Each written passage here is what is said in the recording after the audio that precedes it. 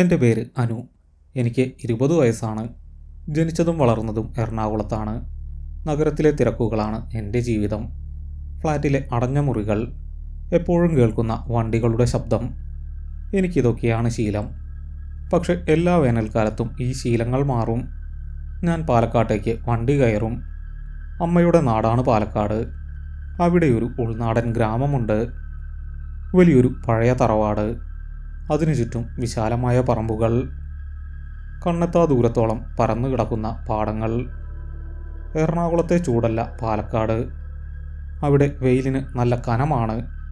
മുഖത്ത് കൊള്ളുമ്പോൾ പൊള്ളുന്ന പോലത്തെ വെയിൽ. അവിടുത്തെ കാറ്റിന് ഒരു പ്രത്യേക മണമാണ്. ഉണങ്ങിയ കരിയിലകളുടെയും പച്ചമണ്ണിൻ്റെയും മണം. ആ വീട്ടിൽ 3 തലമുറകളുണ്ട്. എൻ്റെ അമ്മയ്ക്ക് 42 വയസ്സായി.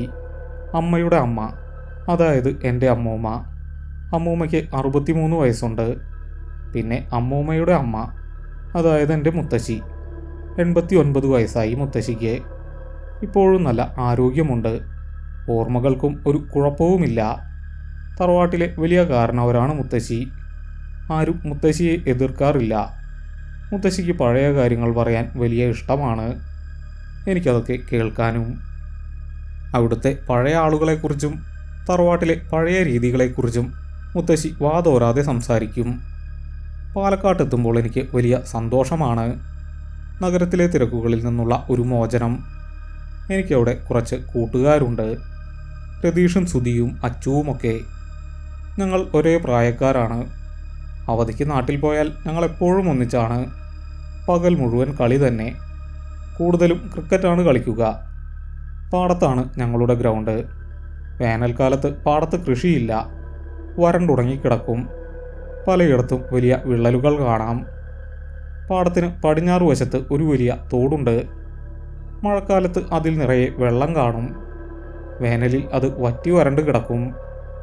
ആ തോടിനപ്പുറം വലിയൊരു പറമ്പാണ്.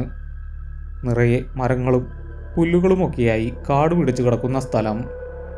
അവിടേക്ക് ആരും പോകാറില്ല. ആ കാടിനുമപ്പുറം വലിയ കുന്നുകളും മലകളുമാണ്. ആ തോടിനപ്പുറത്തേക്ക് പോകാൻ ഞങ്ങൾക്ക് ആർക്കും അനുവാദമില്ല. വീടുകളിൽ നിന്ന് കർശന വിലക്കുണ്ട്. പാടത്തേക്ക് പോകുമ്പോഴൊക്കെ അമ്മൂമ്മ പറയും, തോടിനപ്പുറം പോകരുത്, അവിടെ ചുടലമുത്തശ്ശിയുണ്ട്. ആദ്യം ഞാൻ വിചാരിച്ചത് കുട്ടികളെ പേടിപ്പിക്കാൻ വേണ്ടി പറയുന്നതാണെന്നാണ്. വെറുതെ കാട്ടിൽ പോയി പാമ്പുകടിയോ മറ്റോ ഏൽക്കാതിരിക്കാൻ പറയുന്ന ഒരു കള്ളം. പക്ഷെ മുത്തശ്ശിയും അത് തന്നെ പറയും. 89 വയസ്സുള്ള മുത്തശ്ശി പോലും അവരെ മുത്തശ്ശി എന്നാണ് വിളിക്കുന്നത്. അപ്പോൾ അവർക്ക് എത്ര പ്രായം കാണും? 150 വയസ്സുണ്ടെന്നാണ് നാട്ടുകാർ പറയുന്നത്. എനിക്കത് വിശ്വസിക്കാൻ കഴിഞ്ഞില്ല. 150 വർഷം ഒരാൾക്ക് ജീവിക്കാൻ കഴിയുമോ?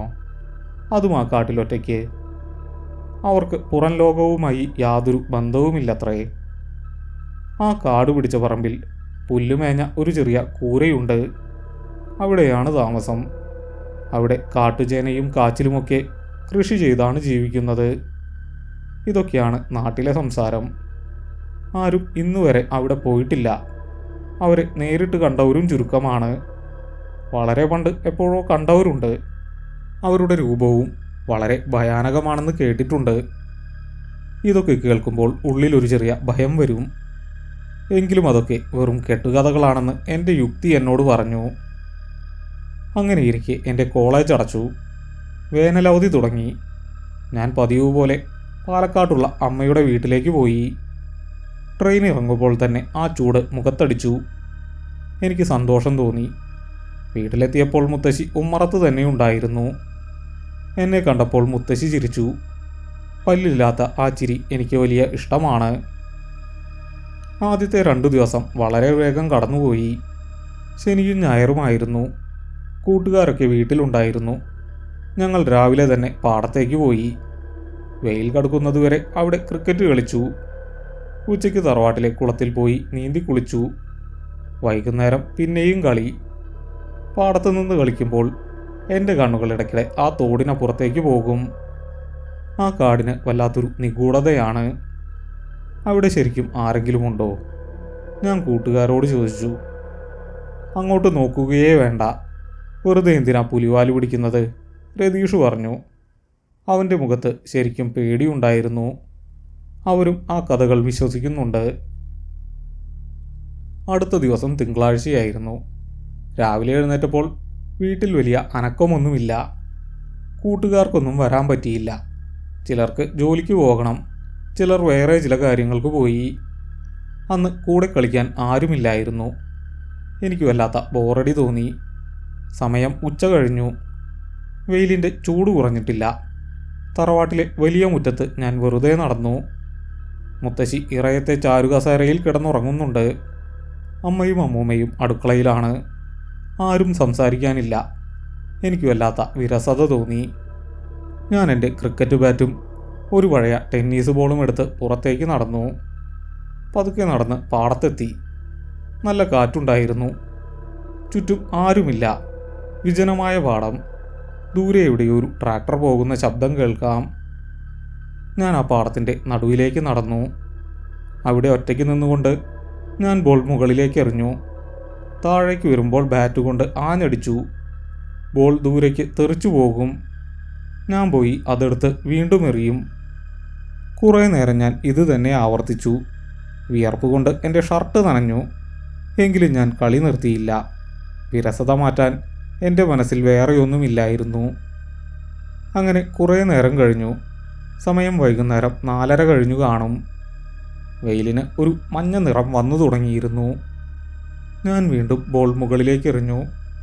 അത് താഴെ എത്തിയപ്പോൾ ഞാൻ സർവ്വശക്തിയുമെടുത്ത് ആഞ്ഞടിച്ചു. ബാറ്റിൻ്റെ നടുവിൽ തന്നെ ബോൾ കൊണ്ടു. വലിയൊരു ശബ്ദത്തോടെ ബോൾ പറന്നു. ഞാൻ നോക്കി നിൽക്കെ അത് വളരെ ദൂരേക്ക് പോയി. എൻ്റെ ഹൃദയമൊന്നു നിന്നു. ബോൾ പോയത് ആ തോടിന് നേരെയാണ്. അത് തോടും കടന്ന് അപ്പുറത്തെ ആ കാട്ടിലേക്ക് ചെന്ന് വീണു. ഞാൻ അവിടെ തന്നെ തറഞ്ഞു നിന്നു. എൻ്റെ കയ്യിൽ ബാറ്റ് ഇരിപ്പുണ്ട്. ഞാൻ ആ തോടിന് നേരെ നോക്കി. അവിടെ ആകെ നിശബ്ദതയാണ്. കാറ്റിൻ്റെ ശബ്ദം പോലും നിലച്ചതുപോലെ തോന്നി. എന്തു ചെയ്യണമെന്ന് എനിക്ക് മനസ്സിലായില്ല. ബോൾ ഉപേക്ഷിച്ച് തിരിച്ചു പോകാമെന്ന് ആദ്യം കരുതി. പക്ഷെ അതെൻ്റെ ഏറ്റവും പ്രിയപ്പെട്ട ബോളാണ്. നന്നായി കളിക്കാൻ പറ്റുന്ന ബോൾ. ഞാനൊന്ന് ശങ്കിച്ചു നിന്നു. പിന്നെ ഞാൻ സ്വയം ധൈര്യം സംഭരിച്ചു. എന്തു ചുടല മുത്തശ്ശി, ഇത്രയും കാലം ഒരാൾ ജീവിച്ചിരിക്കുമോ? അവർ എന്നെ മരിച്ചു കാണും. എൻ്റെ മനസ്സെന്നോട് പറഞ്ഞു. ഇത്രയും വർഷങ്ങളായില്ലേ, വെറുതെ പേടിക്കേണ്ട കാര്യമില്ല. ആ ധൈര്യത്തിൽ ഞാൻ പതുക്കെ തോടിന് നേരെ നടന്നു. എൻ്റെ ഓരോ ചുവടിലും എൻ്റെ നെഞ്ചിടിപ്പ് കൂടുന്നുണ്ടായിരുന്നു. തോടിൻ്റെ അടുത്തേക്ക് എത്തുന്തോറും വല്ലാത്തൊരു തണുപ്പ് അനുഭവപ്പെട്ടു. പാലക്കാട്ടെ ആ ചൂടിൽ അങ്ങനെ ഒരു തണുപ്പ് വരാൻ വഴിയില്ല. ഞാൻ തോടിൻ്റെ വക്കിലെത്തി. വേനലായതുകൊണ്ട് തോട് വെള്ളമില്ലാതെ വറ്റി വരണ്ട് കിടക്കുകയായിരുന്നു. അവിടെവിടെയായി ഉണങ്ങിയ ഇലകൾ വീണ് കിടപ്പുണ്ട്. ഞാൻ താഴേക്കിറങ്ങി. എൻ്റെ ഷൂസിൻ്റെ അടിയിൽ ഉണങ്ങിയ ഇലകൾ ഞെരിഞ്ഞമരുന്ന ശബ്ദം അവിടെ വലിയൊരു മുഴക്കമായി എനിക്ക് തോന്നി. ഞാൻ തോട് കടന്ന് അപ്പുറമെത്തി. അവിടെ ചെറിയൊരു കയറ്റമാണ്. ഞാൻ മുകളിലേക്ക് കയറി. അവിടെ മുതൽ ആ കാട് തുടങ്ങുകയാണ്. അവിടെ നിന്ന് അങ്ങോട്ട് എൻ്റെ പൊക്കത്തിലും കൂടുതൽ ഉയരത്തിൽ കാട്ടുപുല്ലുകൾ വളർന്നു നിൽപ്പുണ്ട്. ഞാൻ എൻ്റെ ബാറ്റ് കൊണ്ട് ആ പുല്ലുകൾ വകഞ്ഞു മാറ്റി മുന്നോട്ട് നടന്നു. എനിക്ക് ശ്വാസം മുട്ടുന്നത് പോലെ തോന്നി. ചുറ്റും വല്ലാത്തൊരു ഗന്ധമായിരുന്നു. കുറേ കാലമായി അടച്ചിട്ട ഒരു ഇരുണ്ട മുറി തുറക്കുമ്പോൾ വരുന്ന ഒരു മണം. ഒപ്പം നേരിയ തോതിൽ കരിഞ്ഞ മാംസത്തിൻ്റെയും ഗന്ധം. എനിക്ക് തിരിച്ചു പോയാലോ എന്ന് തോന്നി. പക്ഷെ എൻ്റെ കാലുകൾ മുന്നോട്ടാണ് പോയത്. ഞാൻ മുകളിലേക്ക് നോക്കി. വലിയ മരങ്ങളുടെ ചില്ലകൾ ആകാശത്തെ മറച്ചിരിക്കുന്നു. അവിടെ വെളിച്ചം വളരെ കുറവാണ്. സന്ധ്യ മയങ്ങിയതുപോലൊരു അന്തരീക്ഷം. കുറച്ചധികം മുന്നോട്ട് പോയപ്പോൾ ആ പുല്ലുകൾ അവസാനിച്ചു. അതൊരു ചെറിയ തെളിഞ്ഞ പ്രദേശമായിരുന്നു. അവിടെ എൻ്റെ കണ്ണുകൾ കണ്ട കാഴ്ച എന്നെ നടുക്കി. മണ്ണുകൊണ്ടുണ്ടാക്കിയ ഒരു ചെറിയ കൂര.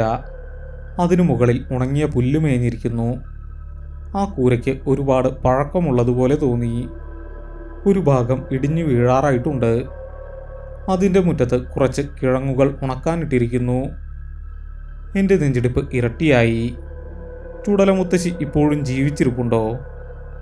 എൻ്റെ കാലുകൾ വിറയ്ക്കാൻ തുടങ്ങി. ഞാൻ അവിടെ തന്നെ നിന്നു. എനിക്ക് അനങ്ങാൻ കഴിഞ്ഞില്ല. തിരിഞ്ഞോടാൻ എൻ്റെ മനസ്സ് പറയുന്നുണ്ട്. പക്ഷെ എൻ്റെ ശരീരത്തിന് അതിന് കഴിയുന്നില്ല. ആ നിശബ്ദതയിൽ പേടിച്ചു നിൽക്കുമ്പോഴാണ് പെട്ടെന്ന് ആ ശബ്ദം കേട്ടത്. ഞാൻ ഞെട്ടി ആ ഭാഗത്തേക്ക് നോക്കി. ഞാൻ അടിച്ചപ്പോൾ നിലത്ത് കുത്തി ഉയർന്നു പോകുന്ന ശബ്ദമാണത്. കൂരയുടെ വലതുവശത്തു നിന്നാണ് ശബ്ദം വരുന്നത്. അത് കണ്ട് എനിക്ക് അതിശയം തോന്നി. ഇങ്ങനെ സംഭവിക്കാൻ സാധ്യതയില്ല. ഞാൻ ബോളടിച്ചിട്ട് കുറേ നേരമായി. കുറഞ്ഞതൊരു 10 മിനിറ്റെങ്കിലും കഴിഞ്ഞിട്ടുണ്ടാകും. ഒരു ബോൾ ഇത്രയും നേരം നിലത്ത് നിന്ന് കുതിച്ചുയരില്ല. ഇതിനോടകം അത് എവിടെയെങ്കിലും ചെന്ന് നിശ്ചലമായി കിടക്കേണ്ടതാണ്. ആ ശബ്ദം തുടർച്ചയായി കേട്ടുകൊണ്ടിരുന്നു. ഞാൻ പതുക്കെ ആ വശത്തേക്ക് നടന്നു. കൂരയുടെ മറവ് മാറി ഞാൻ അവിടേക്ക് നോക്കി. അവിടെ ഒരു പഴയ കിണറുണ്ടായിരുന്നു. ആ കിണറിന് ചുറ്റുമതിലൊന്നുമില്ല. നിലത്തോട് ചേർന്ന് കിടക്കുന്ന ഒരു വലിയ കുഴി പോലെ. ഞാൻ നോക്കി നിൽക്കെ ആ ബോൾ എവിടെ നിന്നോ തെറിച്ചു വന്ന് ആ കിണറ്റിലേക്ക് വീണു. ബോൾ കിണറ്റിൽ വീണ ശബ്ദം കേട്ടു. അതിൽ വെള്ളമില്ല എന്ന് ഉറപ്പാണ്. പാറയിൽ തട്ടുന്ന ശബ്ദമാണ് കേട്ടത്. എൻ്റെ ബോൾ പോയി. ഇനി അതെടുക്കുന്നതിനെക്കുറിച്ച് ചിന്തിക്കുക പോലും വേണ്ട എന്ന് ഞാൻ കരുതി. ഞാനൊരു വലിയ നെടുവീർപ്പിട്ട് തിരിഞ്ഞു നടക്കാൻ ഒരുങ്ങി. ഇനി ഒരു നിമിഷം പോലും ഇവിടെ നിൽക്കാൻ പാടില്ല. ഇവിടെ എന്തോ വലിയ കുഴപ്പമുണ്ട്. എൻ്റെ മനസ്സ് മുന്നറിയിപ്പ് തന്നു. ഞാൻ തിരിയാൻ തുടങ്ങിയതും കൂരയുടെ പിന്നിൽ നിന്നും മറ്റൊരു ശബ്ദം കേട്ടു. ഉണങ്ങിയ ഇലകൾക്കിടയിലൂടെ ആരോ നടന്നു വരുന്ന ശബ്ദം. പതുക്കെയുള്ള ചൂടുകൾ. ചവിട്ടുമ്പോൾ ഇലകൾ പൊടിയുന്ന ശബ്ദം. ഞാൻ അവിടേക്ക് നോക്കി. എൻ്റെ ശ്വാസം നിലച്ചുപോയി. കൂരയുടെ പിന്നിൽ നിന്നും ഒരാൾ പുറത്തേക്ക് വന്നു. ഒരു സ്ത്രീ, ഒരു അമ്മൂമ്മ നടന്നു വരികയാണ്. എൻ്റെ കണ്ണുകളെ എനിക്ക് വിശ്വസിക്കാൻ കഴിഞ്ഞില്ല. എൻ്റെ മുത്തശ്ശിക്ക് 89 വയസ്സുണ്ട്. അതിലും എത്രയോ മടങ്ങ് പ്രായം തോന്നിപ്പിക്കുന്ന ഒരു രൂപം. നരച്ച മുടി ജട പിടിച്ച് കിടക്കുന്നു. ശരീരത്തിൽ മാംസമില്ല. എല്ലിൽ ചുക്കിച്ചുളിഞ്ഞ തൊലി ഒട്ടിച്ചു വെച്ചതുപോലൊരു ശരീരം. വളരെ മുഷിഞ്ഞ നിറം മങ്ങിയ ഒരു തുണിയാണ് ഉടുത്തിരിക്കുന്നത്. അവർ നടുവ് വളഞ്ഞാണ് നടക്കുന്നത്. അത് ചുടലമുത്തശ്ശി തന്നെ ആവണം. അവർക്ക് അത്രയും പ്രായം തോന്നിക്കുന്നുണ്ട്. എൻ്റെ കണ്ണുകൾ അവരെ തന്നെ നോക്കി നിന്നു. അവർ എന്നെ ഒന്ന് നോക്കുക പോലും ചെയ്തില്ല. അല്ലെങ്കിൽ കണ്ടതായി നടിച്ചില്ല. അവർ പതുക്കെ നടന്ന് ആ കിണറിനടുത്തേക്ക് പോയി. അവർ കിണറ്റിൻ്റെ വക്കിൽ ചെന്ന് നിന്നു. എന്നിട്ട് താഴേക്ക് നോക്കി. ഞാൻ വിചാരിച്ചത് അവർ വെള്ളം കോരാൻ പോവുകയാണെന്നാണ്. എന്നാൽ അടുത്ത നിമിഷം സംഭവിച്ച കാര്യം എൻ്റെ തലച്ചോറിൻ്റെ സമനില തെറ്റിച്ചു. അവർ ആ കിണറിനുള്ളിലേക്ക് ഒരൊറ്റച്ചാട്ടം. എനിക്ക് ശബ്ദിക്കാൻ പോലുമായില്ല. അത്രയും പ്രായമുള്ള ഒരാൾ എങ്ങനെ ആ കിണറ്റിലേക്ക് ചാടും? അത് ആത്മഹത്യയല്ലേ? അല്പനേരം ഞാനങ്ങനെ തറഞ്ഞു നിന്നുപോയി. ആ കിണർ വറ്റി വരണ്ട് കിടക്കുകയാവും. ഒരു തുള്ളി വെള്ളം പോലും ഉണ്ടാവാൻ സാധ്യതയില്ല. എൻ്റെ ഉള്ളിലെ മനുഷ്യത്വം ഉണർന്നു. ഞാൻ പേടിച്ച് മുന്നോട്ട് ചെന്ന് ആ കിണറിനുള്ളിലേക്ക് നോക്കി. വളരെ ആഴമുള്ള കിണർ. അടിഭാഗം ഇരുണ്ടതായിരുന്നു. ഞാൻ പ്രതീക്ഷിച്ച പോലെ അതിനുള്ളിൽ ഒരു തുള്ളി വെള്ളം പോലും ഇല്ലായിരുന്നു. ഞാൻ കണ്ണുകൾ ചിമ്മി തുറന്ന് സൂക്ഷിച്ചു നോക്കി. എൻ്റെ ജീവൻ പോകുന്നത് പോലൊരു അനുഭവമായിരുന്നു അത്. അതിനുള്ളിൽ കണ്ട കാഴ്ച ഞെട്ടിക്കുന്നതായിരുന്നു. ആ അമ്മൂമ്മ കിണറിൻ്റെ അടിയിൽ വീണ് കിടക്കുകയായിരുന്നില്ല.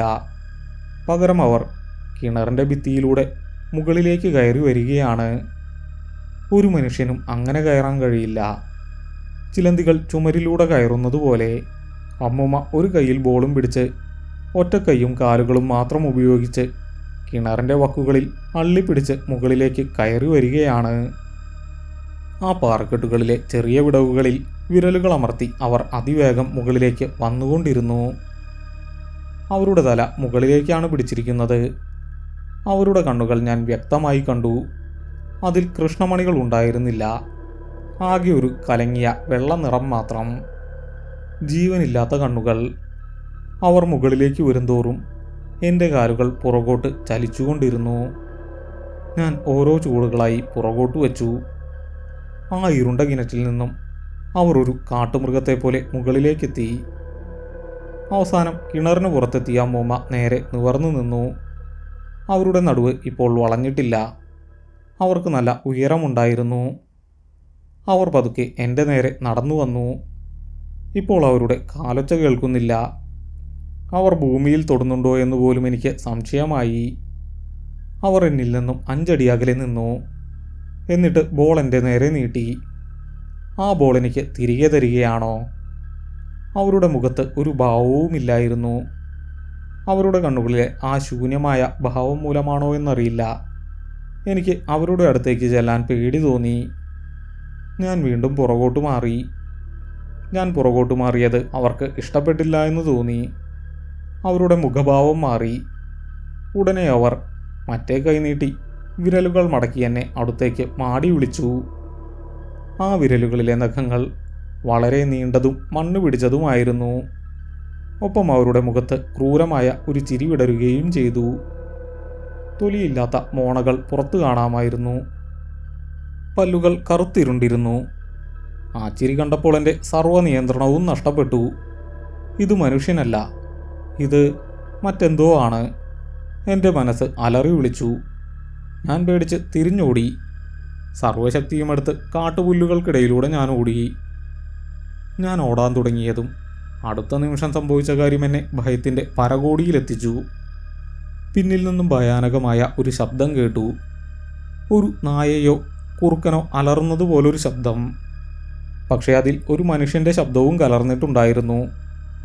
എൻ്റെ പിന്നിലെ ഉണങ്ങിയ ഇലകൾ ഭയങ്കര വേഗത്തിൽ ഞെരിഞ്ഞമരുന്ന ശബ്ദം കേട്ടു. ഞാൻ ഓടുന്നതിനും വേഗത്തിൽ ആരോ എൻ്റെ പിന്നാലെ വരുന്നുണ്ട്. എൻ്റെ ശ്വാസം തൊണ്ടയിൽ കുരുങ്ങി. തിരിഞ്ഞു നോക്കാൻ ഞാൻ ധൈര്യപ്പെട്ടില്ല. ഞാൻ ആ തോടിനെ ലക്ഷ്യമാക്കി ഓടി. പെട്ടെന്ന് എൻ്റെ തലയ്ക്ക് മുകളിലൂടെ ഒരു വലിയ നിഴൽ പറന്നു പോകുന്നത് പോലെ തോന്നി. അമ്മുമ്മ ഒരു നാൽക്കാലി മൃഗത്തെ പോലെ അതിവേഗത്തിൽ ഓടി വന്ന് എൻ്റെ തലയ്ക്ക് മുകളിലൂടെ ചാടി എൻ്റെ മുന്നിലേക്ക് വന്നു നിന്നതായിരുന്നു അത്.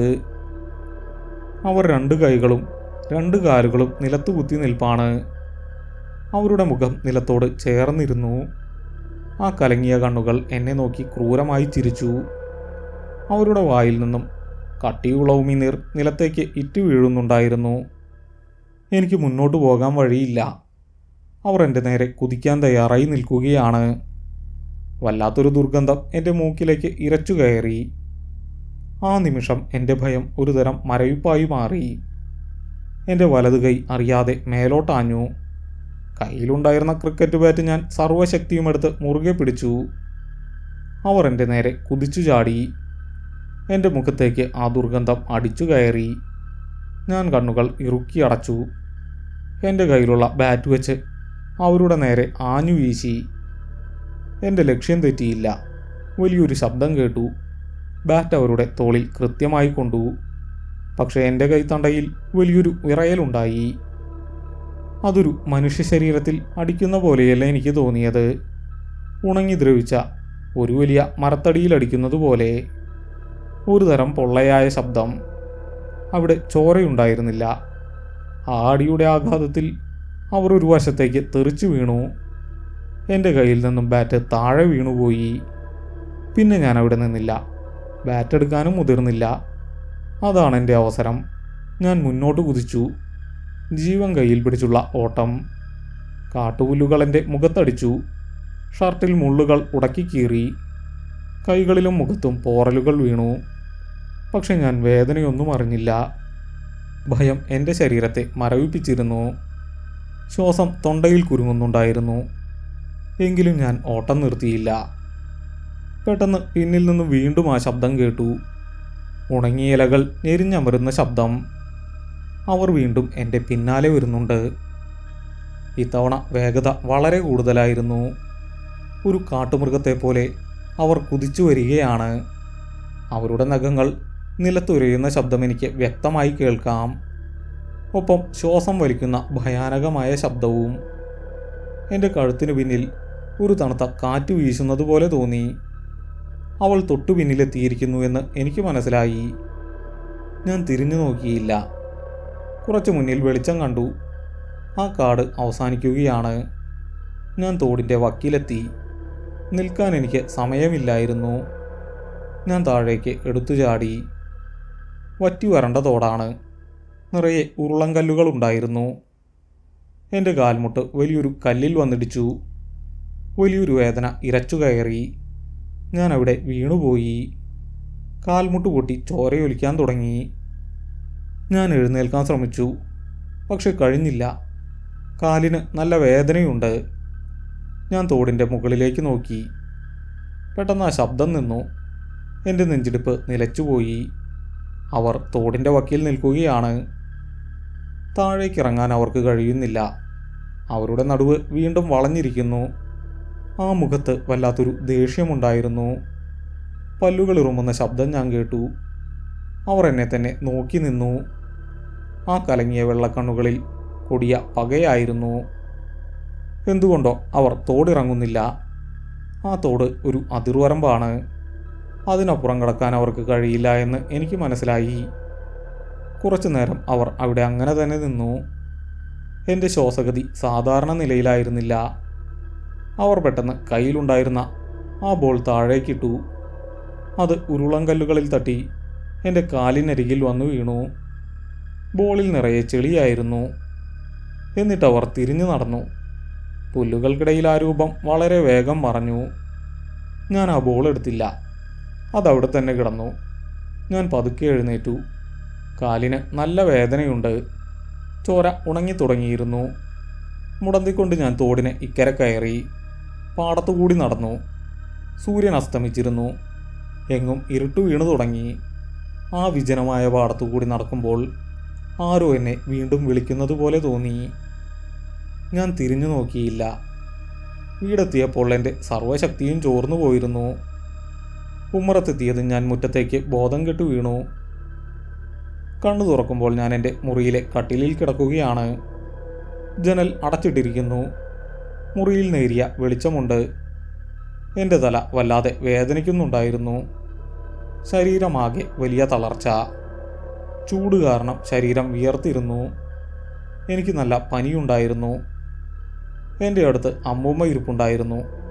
എൻ്റെ നെറ്റിയിൽ നനഞ്ഞ തുണിയിട്ടിട്ടുണ്ടായിരുന്നു. എന്നെ കണ്ടപ്പോൾ അമ്മൂമ്മയുടെ കണ്ണുകൾ നിറഞ്ഞു. എന്താ മോനെ നിനക്ക് പറ്റിയത്? അമ്മൂമ്മ ചോദിച്ചു. എനിക്കൊന്നും പറയാൻ കഴിഞ്ഞില്ല. തൊണ്ട വല്ലാതെ വരണ്ടിരുന്നു. ഞാൻ ആംഗ്യം കാണിച്ചു. അമ്മൂമ്മ എനിക്ക് കുറച്ച് വെള്ളം തന്നു. ഞാനത് മുഴുവൻ കുടിച്ചു. അപ്പോഴാണ് മുത്തശ്ശി മുറിയിലേക്ക് വന്നത്. എൻ്റെ 89 വയസ്സുള്ള മുത്തശ്ശി. മുത്തശ്ശിയുടെ മുഖത്ത് വലിയ ഗൗരവമായിരുന്നു. അമ്മുമ്മയെ മുത്തശ്ശി മുറിയിൽ നിന്നും പുറത്തേക്ക് വിട്ടു. വാതിലടച്ചു. എന്നിട്ട് എൻ്റെ കട്ടിലിനരികിൽ വന്നിരുന്നു. ആ ചുളിവ് വീണ കൈകൾ കൊണ്ട് എൻ്റെ തലയിൽ പതുക്കെ തലോടി.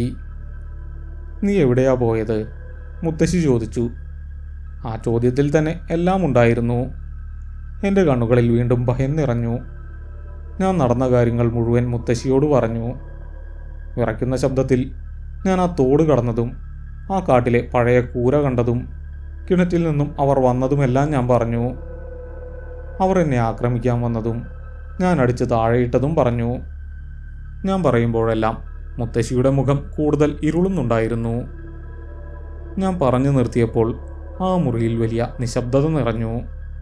പുറത്ത് കാറ്റിൻ്റെ ശബ്ദം പോലും കേൾക്കാനില്ല. നീ വലിയൊരു തെറ്റാണ് ചെയ്തത് അനു, മുത്തശ്ശി പതുക്കെ പറഞ്ഞു. ആരും പോകാത്ത ഇടത്തേക്കാണ് നീ പോയത്. വിലക്കപ്പെട്ട ഇടത്തേക്ക്. മുത്തശ്ശി, ആരാണവർ? അവർക്ക് ശരിക്കും 150 വയസ്സുണ്ടോ? ഞാൻ ഭയത്തോടെ ചോദിച്ചു. മുത്തശ്ശി ഒന്ന് നെടുവീർപ്പിട്ടു. എന്നിട്ട് എൻ്റെ മുഖത്തേക്ക് നോക്കി പറഞ്ഞു. അവൾക്ക് 150 വയസ്സൊന്നുമില്ല കുട്ടി. അവൾ മരിച്ചിട്ട് തന്നെ ഇപ്പോൾ 60 വർഷത്തോളമായി. എൻ്റെ ശ്വാസം നിലയ്ക്കുന്നത് പോലെ തോന്നി. ഞാൻ കണ്ടത് മരിച്ച ഒരാളെയാണോ? എൻ്റെ യുക്തി അത് അംഗീകരിക്കാൻ തയ്യാറായില്ല. പക്ഷേ എൻ്റെ അനുഭവം സത്യമായിരുന്നു. എൻ്റെ ശരീരത്തിലെ പോറലുകൾ സത്യമായിരുന്നു. എൻ്റെ കയ്യിലെ വിറയൽ സത്യമായിരുന്നു. അവളൊരു പാവമായിരുന്നു, മുത്തശ്ശി പറഞ്ഞു തുടങ്ങി. ആ ശബ്ദത്തിൽ നേരിയ വിഷമമുണ്ടായിരുന്നു. വർഷങ്ങൾക്കു മുമ്പ് ആ തോടിനപ്പുറം കാടായിരുന്നില്ല. അതൊരു ശ്മശാനമായിരുന്നു. നമ്മുടെ നാടിൻ്റെ ചുടലപ്പറമ്പ്. അക്കാലത്ത് നാട്ടിൽ വലിയൊരു കോളറ വന്നു. പടർന്നു പിടിക്കുന്ന അസുഖം. ഒരുപാട് പേർ മരിച്ചു. വീടുകളിൽ ശവം വയ്ക്കാൻ പോലും ആളില്ലാത്ത അവസ്ഥ. അസുഖം പേടിച്ച് ആരും ശവമടക്കാൻ വന്നില്ല. അന്ന് അനാഥരായ ശവശരീരങ്ങൾ ദഹിപ്പിക്കാൻ നിയോഗിക്കപ്പെട്ട ഒരു സ്ത്രീയായിരുന്നു അവൾ. കാളി എന്നായിരുന്നു അവളുടെ പേര്. ഞാൻ ഒരു വാക്കുപോലും മിണ്ടാതെ മുത്തശ്ശി പറയുന്നതും കേട്ടിരുന്നു. രാവും പകലും അവൾ ശവങ്ങൾക്കൊപ്പം ജീവിച്ചു. ഒറ്റയ്ക്കൊരു പെണ്ണ് ശവങ്ങൾ കത്തിക്കാൻ നടക്കുന്നത് നാട്ടുകാർക്ക് ഇഷ്ടപ്പെട്ടില്ല. പതുക്കെ പതുക്കെ അവൾക്ക് സമനില തെറ്റി. എപ്പോഴും കത്തിക്കരിയുന്ന ശവങ്ങളുടെ നടുവിലല്ലേ താമസം. ആ മണം അവളുടെ തലയ്ക്ക് പിടിച്ചു. നാട്ടുകാർ അവളെ തീർത്തും അകറ്റി നിർത്തി. ആരും അവൾക്ക് ഭക്ഷണം കൊടുത്തില്ല. ആരും അവളോട് സംസാരിച്ചില്ല. അവൾ ആ ശ്മശാനത്തിൽ തന്നെ ഒരു കൂര കെട്ടി താമസം തുടങ്ങി. ചിതയിലെ പാതി വെന്ത മാംസവും ശ്മശാനത്തിലെ ചാരത്തിൽ വളർന്ന കിഴങ്ങുകളും തിന്നാണ് അവൾ ജീവിച്ചതെന്ന് ആളുകൾ പറഞ്ഞു തുടങ്ങി. അതോടെ എല്ലാവർക്കും അവളെ പേടിയായി. അവളൊരു രാക്ഷസിയായി മാറിയെന്നാണ് നാട്ടുകാർ കരുതിയത്. അങ്ങനെയാണ് അവൾക്ക് ചുടലമുത്തശ്ശി എന്ന പേര് വീണത്. മുത്തശ്ശി ഒന്ന് നിർത്തി. ഒരു ഗ്ലാസ് വെള്ളം കുടിച്ചു. എൻ്റെ മനസ്സിൽ അവരുടെ ആ വികൃതമായ മുഖം തെളിഞ്ഞു വന്നു. ഒടുവിൽ ഒരു കടുത്ത വേനൽക്കാലത്ത് ആ കൂരയിൽ കിടന്ന് അവൾ മരിച്ചു. ദിവസങ്ങൾ കഴിഞ്ഞാണ് ആളുകൾ അതറിഞ്ഞത്. പക്ഷെ ആരും അങ്ങോട്ട് പോയില്ല. അവളെ ദഹിപ്പിക്കാൻ ആരും തയ്യാറായില്ല. അവളുടെ ശരീരം ആ മണ്ണിൽ തന്നെ കിടന്നഴുകിത്തീർന്നു. അവൾ കത്തിച്ച അനേകം മനുഷ്യരുടെ ചാരത്തിനു മുകളിൽ അവളും അലിഞ്ഞു ചേർന്നു. അങ്ങനെ അതൊരു അനാഥപ്രേതമായി മാറി. മുത്തശ്ശി ഒരു നെടുവീർപ്പിട്ടു. എൻ്റെ കണ്ണുകൾ തുറച്ചു നിൽക്കുകയായിരുന്നു. പിന്നെ എങ്ങനെയാണ് അവളിപ്പോൾ ജീവനോടെ? ഞാൻ ചോദിക്കാൻ ശ്രമിച്ചു. അവൾക്ക് ജീവനില്ലാനു, മുത്തശ്ശി എൻ്റെ വായ പൊത്തിക്കൊണ്ട് പറഞ്ഞു. മനുഷ്യരോടുള്ള പകയും ആ ശ്മശാനത്തോടുള്ള അവളുടെ ആർത്തിയും കാരണം അവളുടെ ആത്മാവ് ആ പറമ്പിൽ തന്നെ കുടുങ്ങിപ്പോയി. അത് വെറും ഒരു ആത്മാവല്ല. ആ ശ്മശാനത്തിലെ മണ്ണും ചാരവും എല്ലാം ചേർന്ന് അവൾക്കൊരു രൂപമുണ്ടായി. ജീവനുള്ള ഒന്നിനെയും അവൾ വെറുതെ വിടില്ല. പക്ഷെ ആ തോട്, അതൊരു അതിരാണ്. ഒഴുകുന്ന വെള്ളമുണ്ടായിരുന്ന ആ തോടിൻ്റെ അതിര് കടക്കാൻ ആത്മാക്കൾക്ക് കഴിയില്ല. അതുകൊണ്ടാണ് അവൾ നിന്നെ അവിടെ വെച്ച് വിട്ടത്. നീ ആ തോട് കടന്നില്ലായിരുന്നെങ്കിൽ ഇപ്പോൾ നീ ഇവിടെ കാണില്ലായിരുന്നു. എനിക്ക് അല്പം ആശ്വാസം തോന്നി. ആ തോടുള്ളതുകൊണ്ടാണ് അവൾക്ക് ഇങ്ങോട്ട് വരാൻ പറ്റാത്തത്. ആ തോടുള്ളതുകൊണ്ട് അവൾ ഇങ്ങോട്ട് വരില്ല. ഞാൻ ഈ വീട്ടിൽ സുരക്ഷിതനാണ്. ഞാൻ മെല്ലെ കണ്ണുകൾ അടച്ചു. എൻ്റെ ശരീരത്തിലെ വേദന അപ്പോഴും കുറഞ്ഞിരുന്നില്ല. മുത്തശ്ശി എൻ്റെ പുതപ്പ് ശരിയാക്കി തന്നു. നീ ഉറങ്ങിക്കോ, ഇനിയൊന്നും പേടിക്കാനില്ല. ആരും ആ തോടിനപ്പുറത്തേക്ക് പോകാറില്ല. അവൾ ഇങ്ങോട്ടും വരില്ല. അതും പറഞ്ഞ് മുത്തശ്ശി മുറിയിൽ നിന്നും പുറത്തേക്ക് പോയി. വാതിലടച്ചു. പനി കാരണം ഞാൻ പെട്ടെന്ന് ഉറങ്ങിപ്പോയി. എനിക്ക് നല്ല ക്ഷീണമുണ്ടായിരുന്നു. സ്വപ്നങ്ങളില്ലാത്ത ഒരു ഉറക്കം. എത്ര നേരം ഉറങ്ങിയെന്ന് എനിക്കറിയില്ല. രാത്രി എപ്പോഴോ എനിക്ക് കടുത്ത ദാഹം തോന്നി. ഞാൻ പതുക്കെ കണ്ണു തുറന്നു. മുറിയിൽ നല്ല ഇരുട്ടാണ്. ലൈറ്റ് ഇട്ടിരുന്നില്ല. ജനലിലൂടെ നിലാവെളിച്ചം അല്പം ഉള്ളിലേക്ക് വരുന്നുണ്ട്. സമയം പാതിരാത്രി കഴിഞ്ഞിട്ടുണ്ടാകും. ഞാൻ വെള്ളം കുടിക്കാൻ എഴുന്നേൽക്കാൻ ശ്രമിച്ചു. കട്ടിലിൽ നിന്ന് എഴുന്നേൽക്കാൻ നോക്കുമ്പോഴാണ് ആ ശബ്ദം എൻ്റെ ചെവിയിൽ പതിച്ചത്. എൻ്റെ അടച്ചിട്ട ജനലിന് പുറത്തു നിന്നാണ് ആ ശബ്ദം വരുന്നത്. ഒരു ബോൾ നിലത്ത് കുതിച്ചുയരുന്ന ശബ്ദം. അത് തുടർച്ചയായി കേൾക്കുന്നുണ്ട്. എൻ്റെ ഹൃദയം വാരിയെല്ലുകൾ തകർത്ത് പുറത്തു വരുമെന്ന് തോന്നി. രക്തം ഐസ് പോലെ തണുത്തു. ആ ബോൾ ഞാൻ തോട്ടിൽ ഉപേക്ഷിച്ചതാണ്. അവർ അതിർവരമ്പ് കടക്കില്ല എന്നാണ് മുത്തശ്ശി പറഞ്ഞത്. ആ തോടിന് അവരെ തടയാൻ കഴിഞ്ഞില്ലേ? അതോ ആ ബോൾ അവർക്ക് ഇങ്ങോട്ടുള്ള ഒരു വഴിയായി മാറിയോ? ഞാൻ വിറച്ചുപോയി. ആ ശബ്ദം ജനലിന് കൂടുതൽ അടുത്തേക്ക് വന്നുകൊണ്ടിരുന്നു. എൻ്റെ ശ്വാസം തൊണ്ടയിൽ കുരുങ്ങി. ഞാൻ കട്ടിലിൽ എഴുന്നേറ്റിരുന്നു. വിയർപ്പുകൊണ്ട് എൻ്റെ ഷർട്ട് നനഞ്ഞു കുതിർന്നു. മുറിയിൽ നല്ല ഇരുട്ടാണ്. പനി കാരണം എൻ്റെ ശരീരം വിറയ്ക്കുന്നുണ്ടായിരുന്നു. എങ്കിലും ആ ശബ്ദം എനിക്ക് വ്യക്തമായി കേൾക്കാം. അതെൻ്റെ തോന്നലായിരുന്നില്ല. ശബ്ദം ജനലിന് തൊട്ടു താഴെ എത്തി നിന്നു. ഞാൻ അനങ്ങാതെ ഇരുന്നു. ഹൃദയമിടിപ്പ് എൻ്റെ ചെവികളിൽ മുഴങ്ങുന്നുണ്ടായിരുന്നു.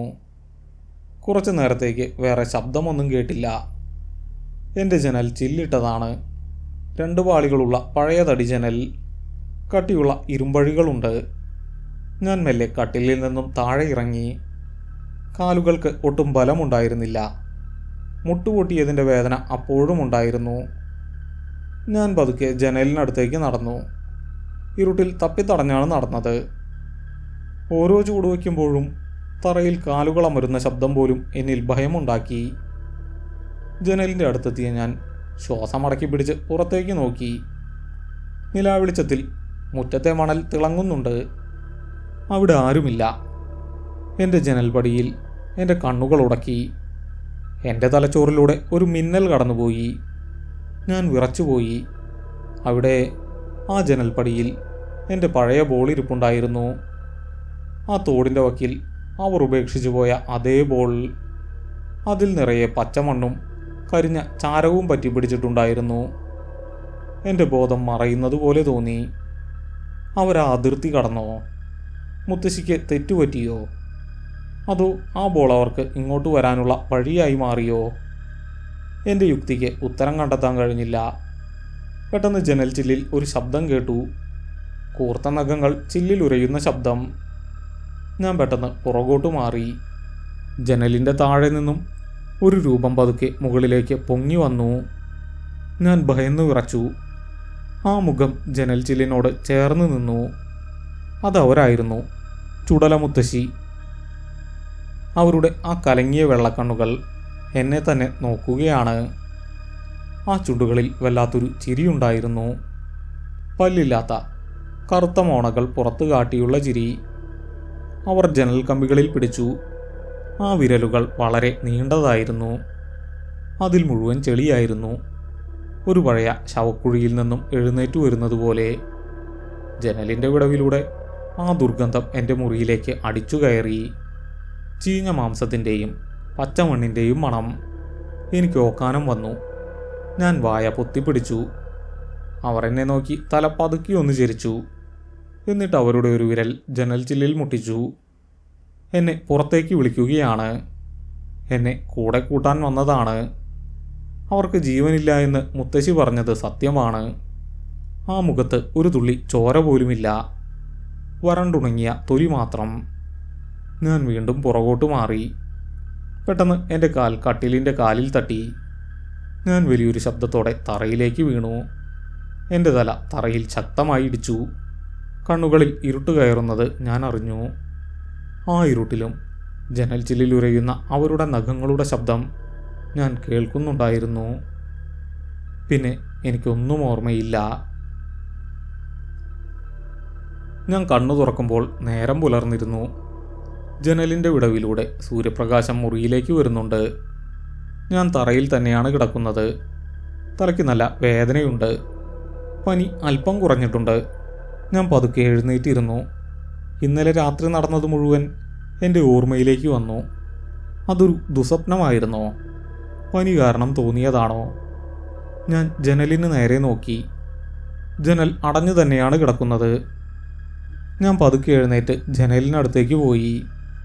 എൻ്റെ ഹൃദയം വീണ്ടും വേഗത്തിൽ മിടിക്കാൻ തുടങ്ങി. ഞാൻ ജനൽപ്പാളി മെല്ലെ തുറന്നു. അതൊരു സ്വപ്നമായിരുന്നില്ല.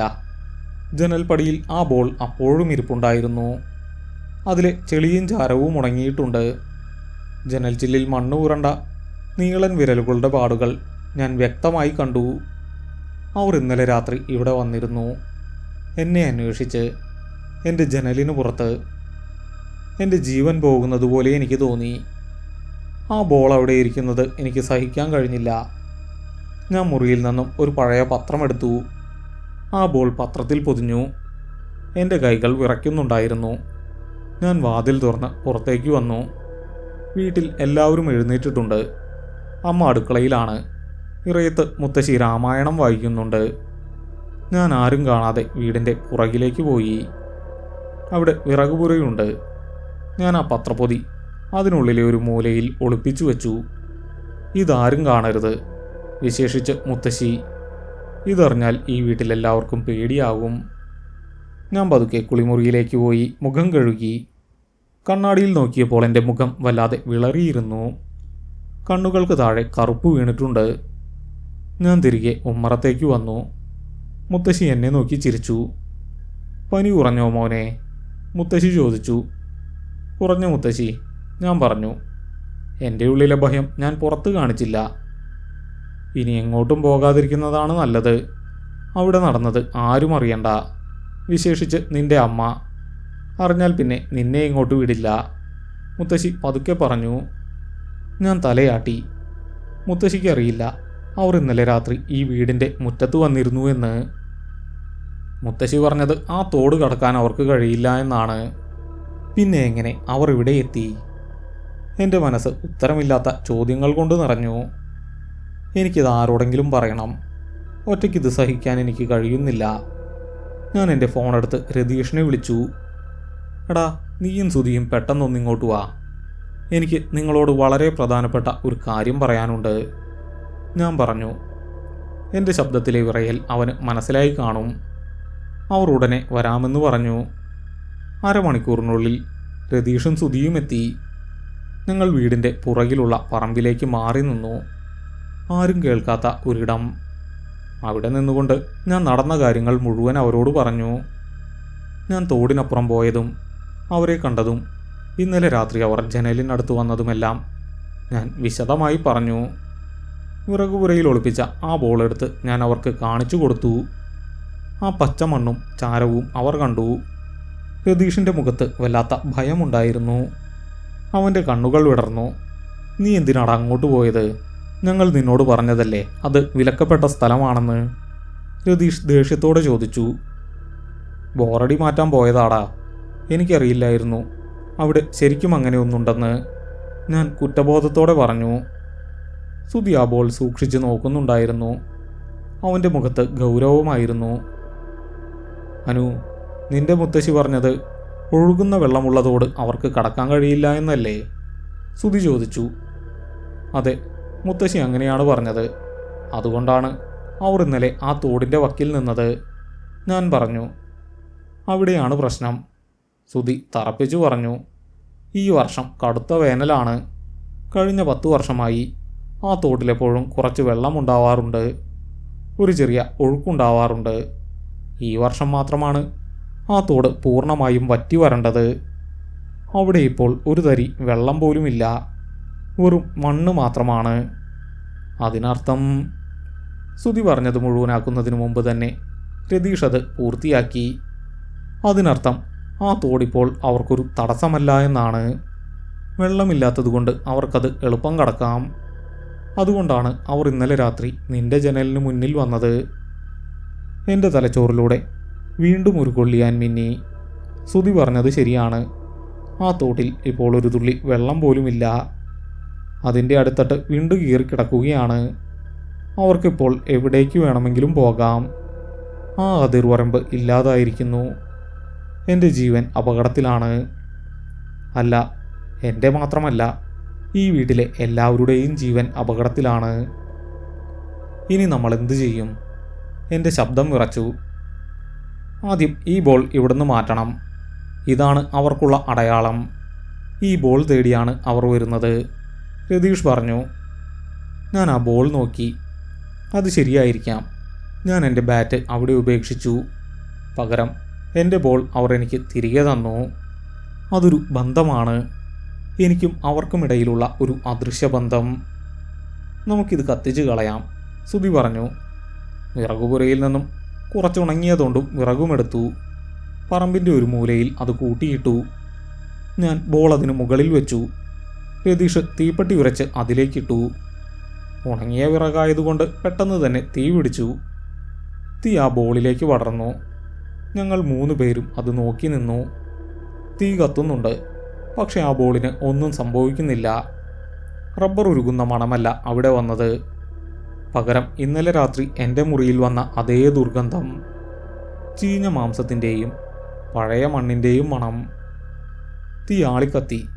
എന്നിട്ടും ആ ബോൾ ഉരുകിയില്ല. അതിലെ മണ്ണ് കൂടുതൽ കറുത്ത നിറമായി മാറി. പെട്ടെന്ന് തീയിൽ നിന്നും വലിയൊരു ശബ്ദം കേട്ടു. ഉണങ്ങിയ മുള പൊട്ടുന്നതുപോലെ വലിയൊരു ശബ്ദം. തീക്കുഴിയിൽ നിന്നും കറുത്ത പുക മുകളിലേക്ക് ഉയർന്നു. ഞങ്ങൾ പേടിച്ച് പുറകോട്ട് മാറി. പുകയ്ക്ക് വല്ലാത്തൊരു കനമുണ്ടായിരുന്നു. ആ പുക പതുക്കെ ഒരു രൂപമായി മാറുന്നത് പോലെ എനിക്ക് തോന്നി. കാറ്റിൽ ആ പുക പറന്നുപോയില്ല, അതവിടെ തന്നെ തങ്ങി നിന്നു. പെട്ടെന്ന് സുധി വലിയൊരു ശബ്ദത്തിൽ അലറി, അനു, നിന്റെ കാൽ. ഞാൻ ഞെട്ടി എൻ്റെ കാലിലേക്ക് നോക്കി. തോടിൽ വീണ് എൻ്റെ കാൽമുട്ട് പൊട്ടിയിരുന്നു. അവിടെ ചോര കട്ട പിടിച്ചിരുന്നു. പക്ഷെ ഇപ്പോൾ ആ മുറിവ് മാറിയിരിക്കുന്നു. ആ മുറിവിന് ചുറ്റും തൊലി കറുത്ത നിറമായി മാറുന്നു. അത് വെറുമൊരു കറുപ്പല്ല, ചാരത്തിൻ്റെ നിറം. ഉണങ്ങിയ മണ്ണ് പോലെ എൻ്റെ തൊലി ചുക്കിച്ചുളിയാൻ തുടങ്ങിയിരിക്കുന്നു. വേദനയുണ്ടായിരുന്നില്ല, പകരം വല്ലാത്തൊരു തണുപ്പാണ് അവിടെ അനുഭവപ്പെട്ടത്. എനിക്ക് എന്നെ തന്നെ നഷ്ടപ്പെടുന്നത് പോലെ തോന്നി. അവർ എൻ്റെ ശരീരത്തിലേക്ക് പ്രവേശിക്കുകയാണോ? എൻ്റെ രക്തത്തിൽ അവരുടെ സാന്നിധ്യം കലരുകയാണോ? ഞാൻ വെറുമൊരു ഇര മാത്രമല്ല എന്ന് എനിക്ക് മനസ്സിലായി. അവർക്ക് എന്നിൽ നിന്നും എന്തോ വേണം. രതീഷ് എൻ്റെ കൈ പിടിച്ചു വലിച്ചു. നമുക്ക് വേഗം നിന്റെ മുത്തശ്ശിയുടെ അടുത്തേക്ക് പോകാം. മുത്തശ്ശിക്ക് ഇതിനൊരു പരിഹാരം അറിയാതിരിക്കില്ല. വേഗം വാ. ഞങ്ങൾ തീ അവിടെ തന്നെ ഇട്ടിട്ട് വീടിന് നേരെ ഓടി. എൻ്റെ വലതുകാൽ മുടന്തുന്നുണ്ടായിരുന്നു. ആ കറുപ്പ് നിറം മുകളിലേക്ക് പടരുന്നത് പോലെ എനിക്ക് തോന്നി. ഉമ്മറത്തെത്തിയപ്പോൾ മുത്തശ്ശി അവിടെ ഉണ്ടായിരുന്നില്ല. അമ്മയും അമ്മൂമ്മയും അടുക്കളയിലാണ്. ഞങ്ങൾ നേരെ മുത്തശ്ശിയുടെ മുറിയിലേക്ക് പോയി. മുറി തുറന്നു കിടക്കുകയായിരുന്നു. ഞങ്ങൾ അകത്ത് കയറി. മുത്തശ്ശി കട്ടിലിൽ കിടക്കുകയാണ്. കണ്ണുകൾ അടച്ചിരുന്നു. ഞങ്ങൾ അടുത്ത് ചെന്ന് വിളിച്ചു, മുത്തശ്ശി, മുത്തശ്ശി. ഞാൻ വിളിച്ചു. മുത്തശ്ശി കണ്ണു തുറന്നില്ല. ഞാൻ പതുക്കെ മുത്തശ്ശിയുടെ കയ്യിൽ തൊട്ടു. എൻ്റെ ഹൃദയം ഒരു നിമിഷം നിന്നുപോയി. മുത്തശ്ശിയുടെ ശരീരത്തിന് ഐസിൻ്റെ തണുപ്പായിരുന്നു. നെഞ്ചിടിപ്പില്ല, ശ്വാസമെടുക്കുന്നില്ല. മുത്തശ്ശി മരിച്ചിരിക്കുന്നു. എൻ്റെ കണ്ണുകളിൽ ഇരുട്ട് കയറി. തല കറങ്ങുന്നതുപോലെ തോന്നി. ഇന്നലെ രാത്രി അവർ ജനലിനടുത്ത് വന്നപ്പോൾ അവർ എന്നെ മാത്രമല്ല അന്വേഷിച്ചത്, ഈ വീട്ടിലെ ഏറ്റവും പ്രായമുള്ള ആളെ, അവരുടെ പഴയ കാലം അറിയാവുന്ന ഒരേ ഒരാളെ അവർ ഇല്ലാതാക്കിയിരിക്കുന്നു. പെട്ടെന്ന് മുത്തശ്ശിയുടെ മുറിയിലെ ജനൽപ്പാളി വലിയ ശബ്ദത്തോടെ കാറ്റിൽ തുറന്നു. പുറത്ത് നല്ല വെയിലുണ്ടായിരുന്നിട്ടും ആ മുറിയിലേക്ക് വല്ലാത്തൊരു ഇരുട്ട് ഇരച്ചു കയറി. ആ കാറ്റിൽ ഇന്നലെ രാത്രി കേട്ട അതേ അലർച്ചയുണ്ടായിരുന്നു. മുത്തശ്ശിയുടെ ജീവനറ്റ ശരീരത്തിന് മുകളിൽ കൂടി ആ ദുർഗന്ധം വീണ്ടും ഒഴുകി നടന്നു. എന്തു ചെയ്യണമെന്നറിയാതെ ഞങ്ങൾ 3 പേരും അവിടെ തറഞ്ഞു നിന്നുപോയി. ഇന്ന് രാത്രി അവർ വീണ്ടും വരും. ഇത്തവണ അവർക്ക് തടസ്സങ്ങളൊന്നുമില്ല. ആരും അവരെ തടയാനില്ല. പെട്ടെന്ന് പുറകിൽ നിന്നും ഒരു നിലവിളി കേട്ടു. എൻ്റെ അമ്മയായിരുന്നു അത്. അമ്മ മുത്തശ്ശിയെ വിളിച്ചുകൊണ്ട് അകത്തേക്ക് ഓടി വന്നു. പിന്നാലെ അമ്മൂമ്മയും. അവർ മുത്തശ്ശിയുടെ ശരീരത്തിലേക്ക് വീണ് കരയാൻ തുടങ്ങി. വീട്ടിൽ വലിയ ബഹളമായി. അയൽക്കാർ ഓടിക്കൂടി. 89 വയസ്സുള്ള മുത്തശ്ശിയുടെ മരണം എല്ലാവർക്കും സ്വാഭാവികമായിരുന്നു. പ്രായത്തിൻ്റെ അസുഖങ്ങൾ കൊണ്ട് മരിച്ചതാണെന്ന് എല്ലാവരും കരുതി. ഡോക്ടർ വന്ന് മരണം സ്ഥിരീകരിച്ചു. പക്ഷേ സത്യം ഞങ്ങൾക്ക് 3 പേർക്കും മാത്രമേ അറിയാമായിരുന്നുള്ളൂ. വീട്ടിൽ ആളുകൾ കൂടിത്തുടങ്ങി. മുറ്റത്ത് പന്തലിടാനുള്ള ഒരുക്കങ്ങൾ നടന്നു. ഉമ്മറത്ത് മുത്തശ്ശിയുടെ ശരീരം വെള്ളത്തുണി പുതപ്പിച്ച് കിടത്തിയിട്ടുണ്ട്. അവിടെ നിലവിളക്ക് കത്തിച്ചു വെച്ചു. ചുറ്റുമിരുന്ന് പ്രാർത്ഥനകൾ തുടങ്ങി. ഇതിനിടയിൽ ആരും ഞങ്ങളെ ശ്രദ്ധിച്ചില്ല. ഞങ്ങൾ 3 പേരും എൻ്റെ മുറിയിലേക്ക് കയറി കതകടച്ചു. എൻ്റെ വലതുകാലിലെ വേദന കൂടി വരികയായിരുന്നു. ഞാൻ പാൻസ് മുകളിലേക്ക് കയറ്റി നോക്കി. ഞങ്ങൾ 3 പേരും ഞെട്ടിപ്പോയി. ആ മുറിവിന് ചുറ്റുമുള്ള കറുപ്പ് നിറം കാൽമുട്ടിന് മുകളിലേക്ക് പടർന്നിരിക്കുന്നു. എൻ്റെ തൊലി വറ്റി വരണ്ടുണങ്ങിയ മരത്തൊലി പോലെയായി മാറിയിരിക്കുന്നു. അവിടെ തൊടുമ്പോൾ എനിക്ക് വേദനയോ സ്പർശനമോ അറിയാൻ കഴിയുന്നില്ല. എൻ്റെ കാൽ ഒരു മരത്തടിയായി മാറുന്നത് പോലെ. ഇത് പെട്ടെന്ന് എന്തെങ്കിലും ചെയ്തില്ലെങ്കിൽ നിന്റെ ജീവൻ പോകുമനു, രതീഷ് പേടിയോടെ പറഞ്ഞു. സുധി കുറച്ചു നേരം മിണ്ടാതിരുന്നു. അവനെന്തോ ആഴത്തിൽ ചിന്തിക്കുകയായിരുന്നു. പെട്ടെന്ന് അവൻ എൻ്റെ മുഖത്തേക്ക് നോക്കി. എനിക്കിപ്പോൾ ഒരു കാര്യം മനസ്സിലായി, സുധി പറഞ്ഞു. ചുടല മുത്തശ്ശിയുടെ ആയുസിൻ്റെ രഹസ്യം എന്താണെന്ന് എനിക്ക് മനസ്സിലായി. നീ ബാറ്റുകൊണ്ട് അവരെ അടിച്ചപ്പോൾ മരത്തടിയിൽ അടിക്കുന്നത് പോലെ തോന്നിയെന്നല്ലേ പറഞ്ഞത്? മുത്തശ്ശി മരിക്കുന്നതിന് മുമ്പ് നിന്നോട് പറഞ്ഞ ആ കഥ ഓർത്തു നോക്ക്. ഞാൻ തലയാട്ടി. എൻ്റെ ഓർമ്മകൾ പുറകോട്ട് പോയി. അവൾ മരിച്ചവരുടെ പാതി വെന്ത മാംസവും ആ ശ്മശാനത്തിലെ മണ്ണിൽ വളർന്ന കാട്ടുചേനയും കിഴങ്ങുകളുമാണ് തിന്നിരുന്നത്. വർഷങ്ങളോളം അതുതന്നെയായിരുന്നു ഭക്ഷണം. അവർ മരിച്ചപ്പോൾ അവരെ ആരും ദഹിപ്പിച്ചില്ല. അവർ ആ മണ്ണിൽ അഴുകിത്തീർന്നു. പക്ഷേ അവരുടെ ശരീരത്തിലേക്ക് ആ ചുടലപ്പറമ്പിലെ കിഴങ്ങുകളുടെ വേരുകൾ പടർന്നു കയറി. മനുഷ്യരുടെ ചാരവും ആ മണ്ണിലെ വിഷാംശവും വലിച്ചെടുത്ത് വളർന്ന ആ വേരുകൾ അവർക്ക് ഒരു പുതിയ രൂപം നൽകി. അതൊരു മനുഷ്യനല്ലാനു. ഉണങ്ങിയ മണ്ണും ചാരവും വേരുകളും ചേർന്ന ഒരു ഭീകര രൂപമാണത്. അതുകൊണ്ടാണ് അവർക്ക് ജീവനില്ലെങ്കിലും അനങ്ങാൻ കഴിയുന്നത്. അതുകൊണ്ടാണ് ബാറ്റ് കൊണ്ടടിച്ചപ്പോൾ പൊള്ളയായ ശബ്ദം കേട്ടത്. സുധി പറഞ്ഞു നിർത്തി. എനിക്കത് വിശ്വസിക്കാൻ കഴിഞ്ഞില്ല. പക്ഷേ എൻ്റെ കാലിലെ ഉണങ്ങിയ മരത്തൊലി പോലെയുള്ള പാടുകൾ അത് സത്യമാണെന്ന് തെളിയിച്ചു. അവർ എൻ്റെ ശരീരത്തിലേക്കും അവരുടെ വേരുകൾ ചേർക്കുകയാണ്. ആ ബോൾ ഒരു തുടക്കമായിരുന്നു. അവർക്ക് ഒഴുകുന്ന വെള്ളം കടക്കാൻ കഴിയില്ല, സുധി പറഞ്ഞു. കാരണം ഒഴുകുന്ന വെള്ളത്തിൽ മണ്ണും വേരുകളും ഒലിച്ചു പോകും. അവരുടെ രൂപം തകരും. അതുകൊണ്ടാണ് ഇത്രയും കാലം അവർ ആ കാട്ടിൽ തന്നെ നിന്നത്. പക്ഷെ ഇത്തവണ തോട്ടിൽ വെള്ളമില്ല. അവർക്ക് എവിടേക്ക് വേണമെങ്കിലും പോകാം. അവർ ഇന്ന് രാത്രിയും വരും നിന്നെ കൊണ്ടുപോകാൻ. നമ്മൾ എന്തു ചെയ്യും? എങ്ങനെ അവരെ തടയും? എൻ്റെ ശബ്ദം വല്ലാതെ വിറയ്ക്കുന്നുണ്ടായിരുന്നു. നമ്മൾ ആ തോട്ടിൽ വെള്ളം എത്തിക്കണം, സുധി തറപ്പിച്ചു പറഞ്ഞു. പാടത്തിന് നടുവിലെ ആ വലിയ പമ്പ് ഹൗസ് ഓർമ്മയുണ്ടോ? കൃഷിക്ക് വെള്ളമെടുക്കുന്ന ആ വലിയ മോട്ടർ. ആ കനാലിൻ്റെ ഒരു കൈവഴി ഈ തോട്ടിലേക്കാണ് തുറക്കുന്നത്. നമ്മൾ ആ മോട്ടർ ഓൺ ചെയ്താൽ കനാൽ വഴി തോട്ടിലേക്ക് വെള്ളം ഇറച്ചെത്തും. ആ പഴയ അതിർവരമ്പ് വീണ്ടും സജീവമാകും. അതോടെ അവർക്ക് ഇങ്ങോട്ട് വരാൻ കഴിയാതാവും. അതൊരു നല്ല ആശയമായിരുന്നു. പക്ഷെ ഒരു വലിയ അപകടമുണ്ട്. ആ മോട്ടർ ഓൺ ചെയ്യാൻ പാടത്തിന് നടുവിലേക്ക് പോകണം, അതും ഇരുട്ടത്ത്.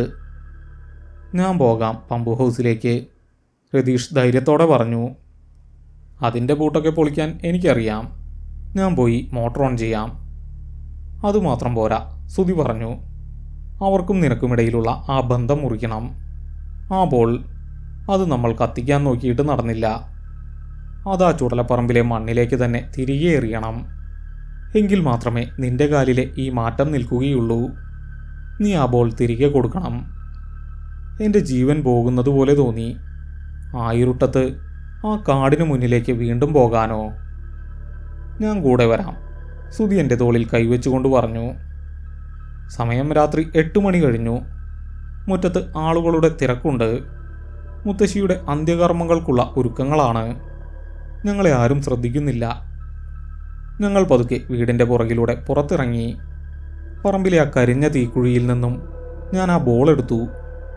തീയിൽ കിടന്നിട്ടും അതിന് ഒട്ടും ചൂടില്ലായിരുന്നു. വല്ലാത്തൊരു തണുപ്പ്. എൻ്റെ വലതുകാൽ നിലത്തു കുത്താൻ കഴിയുന്നുണ്ടായിരുന്നില്ല. സുധി എന്നെ താങ്ങിപ്പിടിച്ചു. രതീഷ് പാടത്തിന് നടുവിലെ പമ്പ് ഹൗസിലേക്ക് ഓടി. ഞങ്ങൾ മെല്ലെ തോടിന് നേരെ നടന്നു. എങ്ങും കൂരിരുട്ട്. നിലാവെളിച്ചം മാത്രമാണ് ഒരേ ഒരാശ്രയം. എൻ്റെ നെഞ്ചിടിപ്പ് വളരെ കൂടുതലായിരുന്നു. കാലിലെ കറുപ്പ് നിറം കൂടുതൽ മുകളിലേക്ക് കയറുന്നത് പോലെ എനിക്ക് തോന്നി. എൻ്റെ തലച്ചോറ് മരവിക്കുകയാണ്. ഞങ്ങൾ തോടിൻ്റെ വക്കിലെത്തി. പാടം അവിടെ അവസാനിക്കുകയാണ്. താഴെ വറ്റി വരണ്ട തോട്. അപ്പുറത്ത് ആ വലിയ കാട്. കാറ്റിന് ഒട്ടും അനക്കമില്ലായിരുന്നു. ചുറ്റും ശ്മശാന മൂകത. ഞങ്ങൾ തോടിൻ്റെ ഇക്കരെ തന്നെ നിന്നു. പെട്ടെന്ന് എൻ്റെ മൂക്കിലേക്ക് ആ പഴയ ദുർഗന്ധം വീണ്ടും അടിച്ചു കയറി. ചീഞ്ഞ മാംസത്തിൻ്റെ മണം. എൻ്റെ ഹൃദയം നിലച്ചു. അവർ അവിടെയുണ്ട്. കാട്ടുപുല്ലുകൾക്കിടയിലൂടെ വലിയൊരു ശബ്ദം കേട്ടു. ഉണങ്ങിയ ഇലകൾ ഞെരിഞ്ഞമരുന്ന ശബ്ദം. കാടിനുള്ളിൽ നിന്നും ഇരുട്ടിനെ വകഞ്ഞു മാറ്റി അവർ പുറത്തേക്ക് വന്നു. ചുടല മുത്തശ്ശി. അവരുടെ ആ നരച്ച ജട പിടിച്ച മുടിയും എല്ലും തോരുമായ ശരീരവും ഞാൻ വ്യക്തമായി കണ്ടു. അവർ 4 കാലിലാണ് നടക്കുന്നത്. തല നിലത്തോട് ചേർന്നിരിക്കുന്നു. ആ കലങ്ങിയ കണ്ണുകൾ ഇരുട്ടിലും വെട്ടിത്തിളങ്ങുന്നുണ്ടായിരുന്നു. അവർ നേരെ തോടിൻ്റെ അക്കരെ വന്നു നിന്നു. എന്നെ കണ്ടതും അവരുടെ ചുണ്ടുകളിൽ ആ ക്രൂരമായ ചിരി വിടർന്നു. അവർ പല്ലിറുമ്മി. അവരുടെ വായിൽ നിന്നും ഉമിനീർ താഴേക്ക് വീഴുന്നുണ്ടായിരുന്നു. അവർ ഒറ്റയടിക്ക് തോടിൻ്റെ താഴേക്ക് എടുത്തു ചാടി. ഉണങ്ങിയ കല്ലുകൾക്കിടയിലേക്ക് അവർ വീണു. അവരുടെ എല്ലുകൾ ഒടിയുന്ന ശബ്ദം ഞാൻ കേട്ടു. പക്ഷേ അവർക്ക് വേദനയുണ്ടായിരുന്നില്ല. അവരാ ഉരുളങ്കല്ലുകൾക്കിടയിലൂടെ എൻ്റെ നേരെ ഇഴഞ്ഞു വരാൻ തുടങ്ങി, ഒരു വലിയ ചിലന്തിയെപ്പോലെ. അവരുടെ ഓരോ ചൂടും എൻ്റെ മരണത്തിലേക്കുള്ള ദൂരമായിരുന്നു. എറിയടാ ആ ബോൾ അങ്ങോട്ട്, സുധി എൻ്റെ കാതിൽ അലറി. ഞാൻ എൻ്റെ സർവ്വശക്തിയുമെടുത്ത് കയ്യിലുണ്ടായിരുന്ന ആ ബോൾ അക്കരയ്ക്ക് എറിഞ്ഞു. അത് തോടും കടന്ന് ആ കാട്ടുപുല്ലുകൾക്കിടയിലേക്ക് ചെന്ന് വീണു. ഇത് നിനക്കുള്ളതാണ്, എന്നെ വിട്ടേക്ക്, ഞാൻ ഉറക്കെ വിളിച്ചു പറഞ്ഞു. ബോൾ ചെന്ന് വീണ ശബ്ദം കേട്ടതും അവർ ഒന്ന് നിന്നു. അവർ ആ തോടിൻ്റെ നടുവിലായിരുന്നു. അവരുടെ ശ്രദ്ധ ബോളിലേക്ക് മാറി. അവർ തിരിഞ്ഞു നോക്കി. എൻ്റെ മനസ്സിൽ ഒരു പ്രതീക്ഷ ജനിച്ചു. അവർ തിരികെ പോകുമെന്ന് ഞാൻ കരുതി. പക്ഷേ അവരുടെ കണ്ണുകൾ വീണ്ടും എൻ്റെ നേരെ തിരിഞ്ഞു. ആ ബോളല്ല, അവർക്കിപ്പോൾ എന്നെ തന്നെ വേണം. അവർ വീണ്ടും വേഗത്തിൽ എൻ്റെ അടുത്തേക്ക് ഇഴഞ്ഞു വന്നു. അവർ തോടിൻ്റെ ഇക്കരയ്ക്ക് കയറാൻ തുടങ്ങി. അവരുടെ നീണ്ട ചെളി പിടിച്ച നഖങ്ങൾ എൻ്റെ കാലിനരികിലേക്ക് എത്താറായിരുന്നു. ഞാൻ ഭയന്ന് പുറകോട്ട് മാറി. എൻ്റെ കാല് കുഴഞ്ഞു. ഞാൻ നിലത്തേക്ക് വീണു. അവർ എൻ്റെ നേരെ കുതിച്ചു ചാടാൻ തയ്യാറെടുത്തു. അവരുടെ ആ ദുർഗന്ധമുള്ള ശ്വാസം എൻ്റെ മുഖത്തടിച്ചു. പെട്ടെന്ന് ദൂരെ നിന്നും ആ ശബ്ദം കേട്ടു. വലിയൊരു മുഴക്കം, ഭൂമി കുലുങ്ങുന്നത് പോലൊരു ശബ്ദം. പാടത്തെ വലിയ പമ്പ് ഹൗസിൻ്റെ മോട്ടോർ ഓണായിരിക്കുന്നു. രതീഷ് അത് പ്രവർത്തിപ്പിച്ചിരിക്കുന്നു. നിമിഷങ്ങൾക്കകം പാടത്തെ കനാലിലൂടെ വലിയ ശബ്ദത്തോടെ വെള്ളം ഇരച്ചു വരാൻ തുടങ്ങി.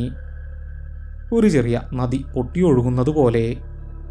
ഞങ്ങൾ നിൽക്കുന്ന തോടിൻ്റെ മുകൾ ഭാഗത്തു നിന്നും ചെളിവെള്ളം കുതിച്ചെത്തി. അവർ എൻ്റെ കാലിൽ പിടിക്കാൻ കൈ നീട്ടിയതും ആ വലിയ വെള്ളച്ചാട്ടം തോടിൻ്റെ നടുവിലൂടെ ഇരച്ചെത്തി.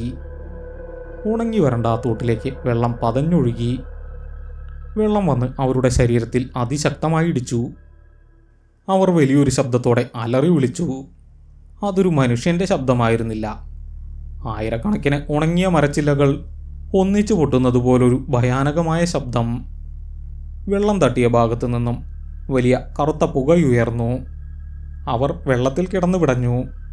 അവർക്ക് നീന്താൻ കഴിയില്ല. അവരുടെ രൂപം മണ്ണും വേരുകളും കൊണ്ടുണ്ടായതാണ്. ഒഴുകുന്ന വെള്ളത്തിൽ ആ മണ്ണ് അലിഞ്ഞു പോകാൻ തുടങ്ങി. അവരുടെ ശരീരത്തിൽ നിന്നും കറുത്ത ചെളിവെള്ളം ഒലിച്ചിറങ്ങി. അവർ അക്കരയ്ക്ക് തിരികെ കയറാൻ ശ്രമിച്ചു. നഖങ്ങൾ കൊണ്ട് പാറകളിൽ അള്ളിപ്പിടിച്ചു.